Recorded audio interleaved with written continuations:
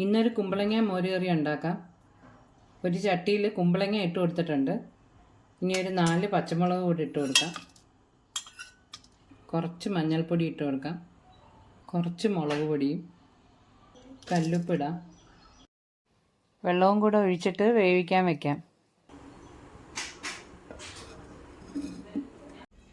ഇനി അരപ്പ് റെഡിയാക്കാം. മിക്സിയുടെ ബൗളിൽ കുറച്ച് തേങ്ങ ഇട്ടിട്ടുണ്ട്. ജീരകം കൂടെ ഇട്ട് കൊടുക്കാം. ചെറിയ ജീരകം. ഒരു വെളുത്തുള്ളി കൂടെ ഇട്ട് കൊടുക്കാം. ഒരല്ലി വെളുത്തുള്ളി. കുറച്ച് വെള്ളവും കൂടെ ഒഴിച്ച് നല്ലോണം അരച്ചുകൊണ്ട് വരാം.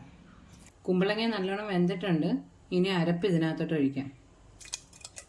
ഇനി ഇതൊന്ന് ചൂടാവുമ്പം തീ ഓഫ് ചെയ്യാം. കറി ഇപ്പോൾ തണുത്തിട്ടുണ്ട്.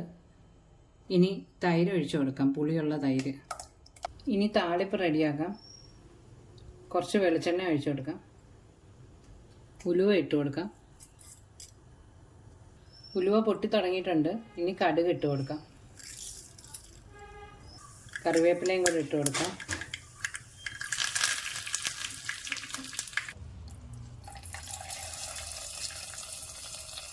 കുമ്പളങ്ങ മോരുകറി റെഡി ആയിട്ടുണ്ട്. എല്ലാവരും ഒന്ന് ട്രൈ ചെയ്ത് നോക്കണേ.